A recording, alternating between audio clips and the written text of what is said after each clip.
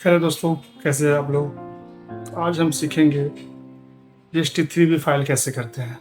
ठीक है, GST3B में इनपुट से क्लेम करने से लेके उसका कैलकुलेशन और चालान बनाने तक का हम पूरा प्रोसेस आज सीखेंगे। ठीक है, आप मेरे चैनल पर नए आए हो तो लाइक करो, बस और कुछ नहीं। ठीक है, चलिए वीडियो शुरू करते हैं। सबसे पहले डेस्कटॉप पे आ जाएंगे और कोई सा भी ब्राउज़र खोल लेंगे, उस पर GST पोर्टल खोल लेंगे और यूजर आईडी, पासवर्ड और कैप्चा डाल के सिंपल सी लॉगिन करेंगे। ठीक है, हो दादा एक सेकेंड, पासवर्ड बदल गया।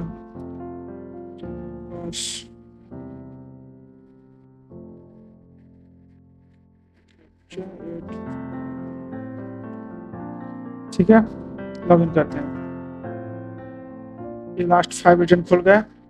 ठीक है, यहाँ मंथली चेंज करने का, क्वार्टरली है तो क्वार्टरली से मंथली, ये सब भी दे रहा है। ऊपर देख लो, यहाँ फर्स्ट R1 दिख रहा है, यहाँ देखो सबसे नीचे 3 भी दिख रहा है। तो यहाँ पे मई वाले में रेड करके आ रहा है, मतलब पेंडिंग है। ठीक है, तो हम मई वाले का पहले फाइल करते हैं। ठीक है, रिटर्न डैशबोर्ड पर क्लिक करते हैं। ठीक है, उसके बाद आगे बढ़ते हैं। रिटर्न डैशबोर्ड, जौन सा फाइनेंशियल ईयर, क्वार्टर और ये मई सर्च करते हैं सिंपल से। ये देखो R1 ऊपर आ रहा है कि हाँ R1 फाइल है हमारा, और 3B में यहाँ ड्यू डेट आ रहा है। ठीक है, बॉक्स पे क्लिक किया, यहाँ देखो फाइल करके आ रहा है R1, टू भी जनरेटेड है। किसी किसी में नहीं आता है तो हम आगे नहीं बढ़ेंगे, लेकिन यहाँ जनरेटेड है इसलिए आगे बढ़ेंगे। ठीक है, और यहाँ डैशबोर्ड पर क्लिक करके पहले इनपुट आपको दिखा रहे हैं। ठीक है, कि इनपुट क्रेडिट लेजर में हमारे पास कितना है, यहाँ 2771, 367, 367 है। इतना इनपुट पहले से हमारा अवेलेबल है। ठीक है, जो कि हम यहाँ एक्सेल में पहले मैंने लिख लिया है। ये आगे मैं समझाऊंगा कैसे इसका कैलकुलेशन होता है। ठीक है, चलिए रिटर्न डैश फाइल रिटर्न पर क्लिक करते हैं। क्वार्टर 1 सर्च फाइल है।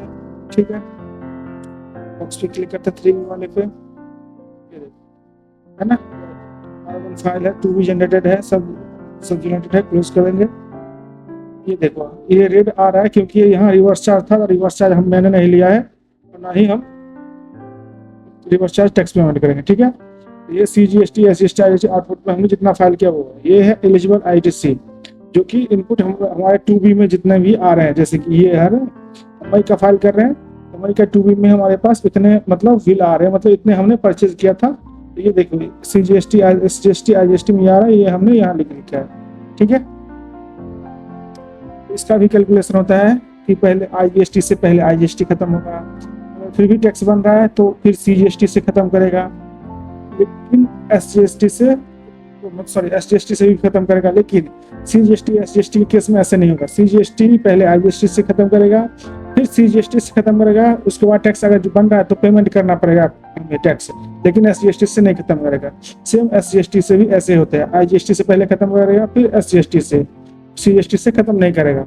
CGST और SGST को आपस में मतलब बोले तो दुश्मनी चल रहा है। CGST मतलब सेंट्रल टैक्स, SGST मतलब स्टेट टैक्स। ठीक है, ऐसे होता है कैलकुलेशन।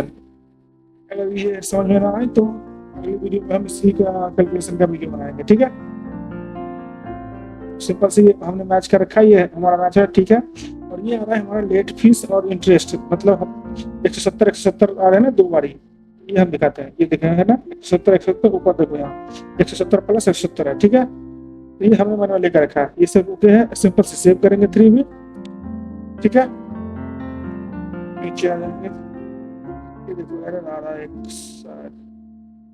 पहले आउटपुट देख लेते हैं। आउटपुट ठीक है, और जो हमने R1 फाइल किया है उसमें CGST सॉरी ICS तीनों मिला है, उसमें तो IGST था नहीं, तो CGST SGST जो यहाँ है R1 में हमने फाइल किया है, वही वहाँ वो आउटपुट सप्लाई वाले में शो कर रहे हैं। सिंपल से, ठीक है, सिंपल से, कोई भारी बात नहीं है। ठीक है, ये है ना, और सिर्फ इनपुट वाले में भी सेम ऐसे ही है। ठीक है, प्रोसेस करते हैं, यहाँ प्रोसेस करते हैं।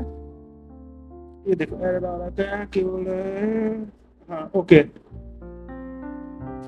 ये देखो इनपुट जो हमारे पास अवेलेबल था वो बोल रहा है कि टैक्स पेमेंट लेगा, मतलब जितना इनपुट हमारे पास है उससे मतलब उसका सेटअप नहीं होने वाला है और लेगा पैसे। ये देखिए IGST में हमारे पास 2771 था, लेकिन 2B में नहीं था, तो उतना ही इनपुट हमारे पास है। ये देखो है ना, ये नहीं है, कुछ नहीं है। ये देखो CGST SGST हो गया है, ये 4109 हो गया। ठीक है,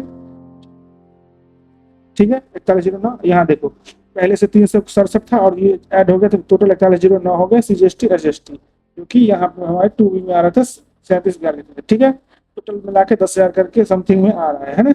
यहाँ पे मैंने राइट साइड में करके रखा है और ये दोनों जोड़ के 41,9, ये देखो 10,000 आ रहा है। ठीक है, ये वहाँ भी शो होगा, पोर्टल पे ऑटोमेटिक कैलकुलेट हो रहा है, मतलब कि हमने सही कैलकुलेट किया है एक्सेल में। ठीक है, अब यहाँ देखो IGST में कुछ नहीं था तो IGST से IGST कुछ नहीं है तो जीरो सेटल नहीं किया है। CGST से पहले देखो CGST में CGST से सेटल किया, उसके बाद IGST में 2700 था तो IGST से ले लिया पैसे, उसके बाद जो भी बचे हैं वो सीधा टैक्स बोल रहा है कि पेमेंट करो। ठीक है, जैसे कि मैंने बताया था।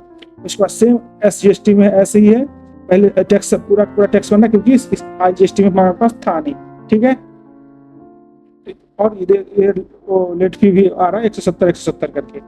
ठीक है, जो कि हमने वहां दिखाया था। तो ये राइट साइड में जो है ये 170 और ये दोनों जोड़ेंगे तो 96,000 ये देखो आ रहे हैं ना, टोटल जोड़ के हमारे पास इतने आ रहे हैं। ये सिस्टम जनरेटेड है। ठीक है, हमने इस साइड मैनुअल भी कर रखा है तो मैनुअल और सिस्टम दोनों मैच हो रहे हैं। ठीक है, ये ऊपर देखोगे तो मैंने प्लस माइनस कर रखा है फॉर्मूला, जो कि मैंने इससे पहले बताया था। ठीक है, ना समझ आए तो अगली वीडियो हम सेपरेट बताएंगे, आप बताना कमेंट करके। ठीक है, ये देखो ये सिस्टम जनरेटेड और हमने जो किया है दोनों मैच हो रहे हैं, पॉइंट्स में डिफरेंस है। तो चलते हैं सिंपल से, हम और पेमेंट करने पड़ेंगे तो चालान क्रिएट करते हैं।